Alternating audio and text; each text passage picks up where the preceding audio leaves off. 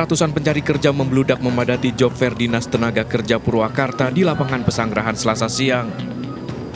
Sejumlah tenda perusahaan yang membuka lowongan kerja pun dipadati para pencari kerja. Para pencari kerja ini mengaku sulit mendapat pekerjaan hingga rela mendatangi job fair.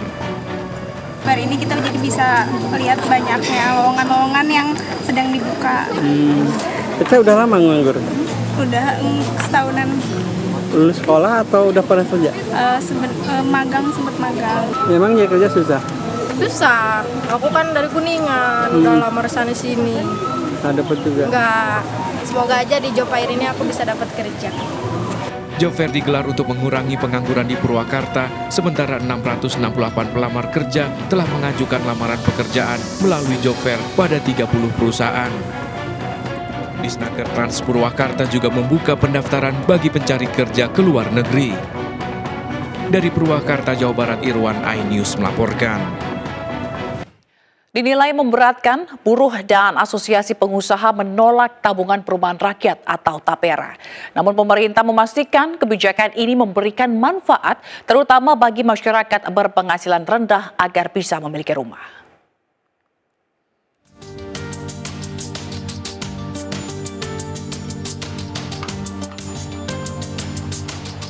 Yaya Yahadi, buruh pabrik Warga Rawabada Karanganyar Subang, Jawa Barat ini hidup pas-pasan.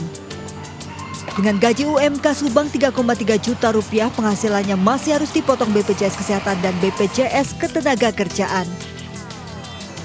Yaya keberatan saat pemerintah mengumumkan akan memotong 2,5% gajinya untuk TAPERA. Selain untuk makan, ia masih harus memikirkan untuk biaya sekolah 2 anaknya. Kurang mencukupi. Sekarang kan kalau ngambil dari 3%, belum nggak ada TAPERA juga udah susah hidup juga. Tak hanya Yaya sebagai buruh, Asosiasi Pengusaha Indonesia APindo juga menolak TAPERA yang dinilai kian membebani pengusaha dan buruh. Pengusaha sudah terbebani dengan pungutan 19% untuk jaminan sosial ketenagakerjaan, jaminan kesehatan dan cadangan pesangon. Komisioner BP TAPERA Heri Pudio Nugroho menjelaskan iuran TAPERA bentuknya berupa dana tabungan simpanan peserta yang akan memberikan manfaat. TAPERA wajib bagi pekerja termasuk bagi mereka yang sudah memiliki rumah dengan asas gotong royong menghimpun dana untuk membantu masyarakat kelas bawah memiliki rumah layak terjangkau. Yang kedua adalah dari dana TAPERA-nya itu sendiri yang dihimpun dari simpanan peserta TAPERA. Ya. Ini kalau ngomongin outputnya saat ini mungkin FLPP dari mulai tahun 2010 ya itu sudah mampu menyediakan kurang lebih hampir 1,5 juta rumah untuk masyarakat berpenghasilan rendah. TAPERA menawarkan fasilitas 3 kredit untuk pekerja yang berpenghasilan maksimal 8 juta rupiah, yakni kredit kepemilikan rumah, kredit pembangunan rumah dan kredit renovasi rumah, seluruhnya dengan bunga tetap 5%.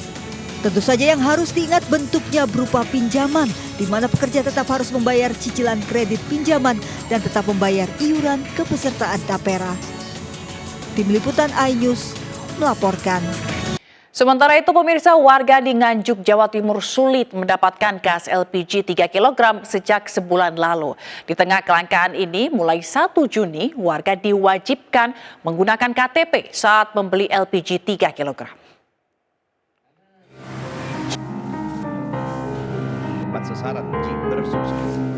Sudah sebulan warga Kabupaten Nganjuk, Jawa Timur kesulitan mendapatkan gas LPG 3 kg. Tiap mendengar ada toko atau agen mendapat kiriman gas LPG langsung diserbu dengan menyerahkan fotokopi KTP. Selain langka, harga gas LPG 3 kg juga tinggi di tingkat pengecer mencapai Rp23.000. Muter-muter masuk muter di agen-agen nggak ada, di pengecer juga nggak ada. Ya itu Mas, kalau ada pokoknya harus punya itu cadangan, pokoknya harus muter intinya harus dapat. Sementara mulai tanggal 1 Juni 2024, PT Pertamina mewajibkan warga yang akan membeli LPG 3 kg menggunakan KTP untuk memastikan subsidi tepat sasaran. Saat ini 253.000 pangkalan telah mencatat transaksi dengan 41,8 juta NIK yang mendaftar di subsidi tepat LPG, di mana 86% digunakan untuk rumah tangga. Dampak positif dari pelaksanaan atau implementasi subsidi tepat LPG yaitu melihat profiling konsumen rumah tangga, di mana pembelian dari masing-masing pembeli itu dapat dilihat secara karakteristik berapa piece tabung LPG yang mereka konsumsi atau yang mereka beli per bulannya. Tim Liputan iNews melaporkan. Beberapa jam lagi, Grand Final Miss Indonesia 2024 akan digelar. Miss World 2023, Kristina Siskova akan menyematkan mahkota Miss Indonesia 2024. Para finalis Miss Indonesia juga berkunjung ke gedung iNews menyaksikan produksi berita.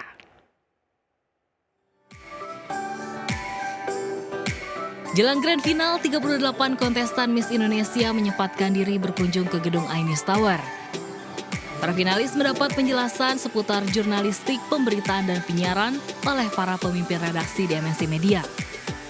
Para finalis juga berkesempatan berkeliling ke studio menyaksikan langsung pembuatan siaran berita, berbagi pengalaman menjadi penyiar televisi, hingga merasakan langsung siaran radio. Ya, yang kami sampaikan tadi adalah bagaimana dunia jurnalistik secara umum dan juga seperti apa kami di redaksi RCTI memberikan pelayanan terbaik dalam hal kebutuhan informasi bagi masyarakat. Dan kami sangat senang sekali menerima kunjungan para finalis Miss Indonesia karena kami juga mendapatkan input yang sangat berarti dari teman-teman Miss Indonesia. Grand Final Miss Indonesia tahun 2024 akan digelar hari ini di Jakarta. Mahkota Miss Indonesia 2024 akan disematkan oleh Miss World 2023, Kristina Siskova, yang akan disiarkan langsung di RCTI mulai pukul 4 sore. Dari Jakarta, Jan Cahyani, Rizky Solehudin, dan Suryadi Santoso, iNews melaporkan. 38 finalis Miss Indonesia dari 38 provinsi akan tampil di Grand Final Miss Indonesia 2024. Seluruh finalis telah melewati karantina selama 2 minggu untuk mengasah kemampuan dan mempersiapkan diri untuk memberikan penampilan terbaik. Lalu sejauh mana persiapan mereka? Berikut perbincangan David Silahoy bersama para finalis. Pembuatan siaran berita, berbagi pengalaman menjadi penyiar televisi,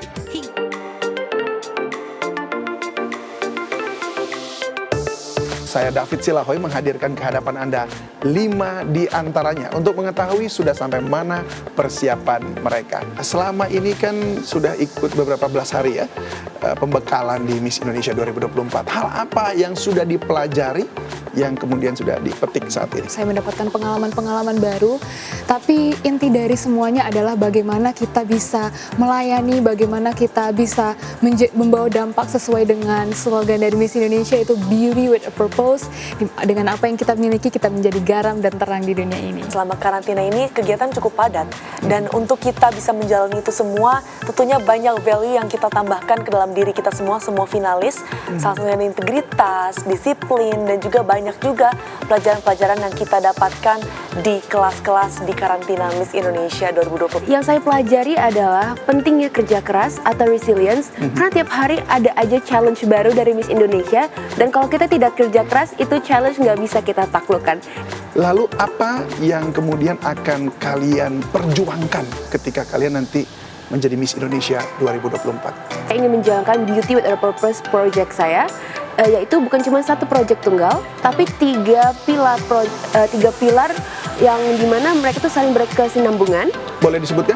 Yang pertama adalah woman empowerment, yang kedua adalah edukasi untuk seluruh anak Indonesia, dan ketiga adalah sustainable environment.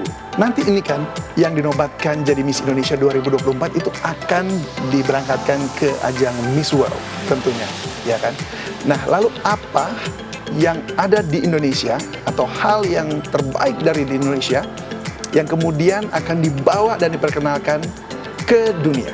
Tentunya Indonesia's tourism, kan kita tahu potensinya sangat besar, namun banyak orang yang tidak tahu soal hidden gem itu sendiri. Hidden gem Indonesia banyak sekali kan ya Mas? Yang pastinya makanan khas Indonesia yang sangat kaya akan rasa. Dari provinsi masing-masing yang kita wakilkan, kita mempunyai makanan khasnya masing-masing. Kiranya nanti ketika sudah turun di lapangan, kemudian betul-betul memberi dampak bagi banyak orang. Sukses ya. Terima kasih. Sama-sama.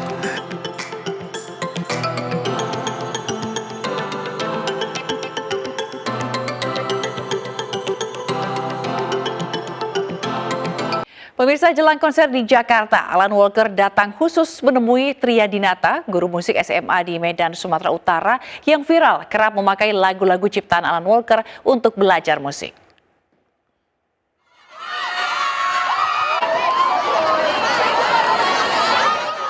Teriakan siswa-siswi SMA Al-Azhar Medan menyambut kedatangan Alan Walker. DJ internasional ini sengaja datang ke Medan karena penasaran dengan sosok guru musik SMA Al-Azhar Tria Dinata yang kerap mengajarkan musik kepada murid-muridnya dengan lagu-lagu ciptaan Alan Walker.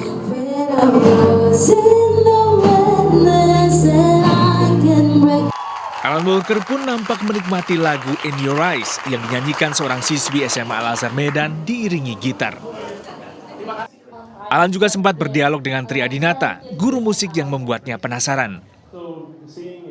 Itu bukan motivasi sebentar untuk datang dari Amerika pernikahan itu membuat saya sangat terharu. Siapa sih saya ini?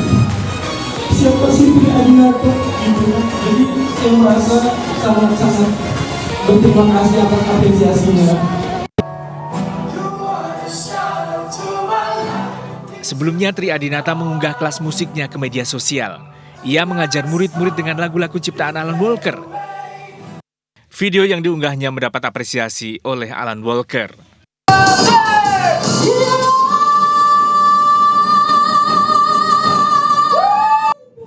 Seolah terkesima dengan penampilan murid-murid Tria Dinata, Alan Walker mengajak mereka berkolaborasi pada konsernya di Jakarta 8 Juni mendatang.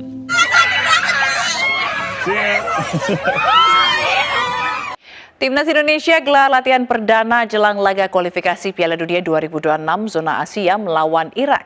Dalam laga uji coba, J.I. Jess dan Justin Hubner dipastikan absen.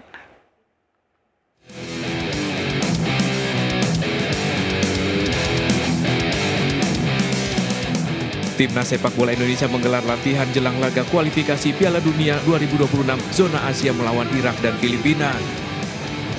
Latihan digelar di lapangan ABC Senayan diikuti 18 dari 22 nama pemain yang dipanggil Sintayong. 4 orang pemain absen, salah satunya Arhan Pratama. Latihan pertama timnas ini dilakukan dengan ringan. 네, 우리 대표 선수들이 어제 저녁에 밤늦게까지 온 선수도 있고 해서 오늘 첫 훈련하는데 이미 오전에 코어 훈련을 했고 오후에는 이제 훈련장 나와서 첫 훈련하는데 지금 오늘 훈련은 전반적으로 선수들이 쉬다 왔기 때문에 그냥 가벼운 근력 푸는 정도 이 정도 생각하시면 되겠습니다. Sebelum melawan Irak, skuad Garuda akan melakoni laga uji coba melawan Tanzania di Stadion Madia GBK Minggu 2 Juni mendatang. Dalam laga uji coba ini, J.I. Jess dan Justin Hubner dipastikan absen. Dari Jakarta, tim liputan iNews melaporkan.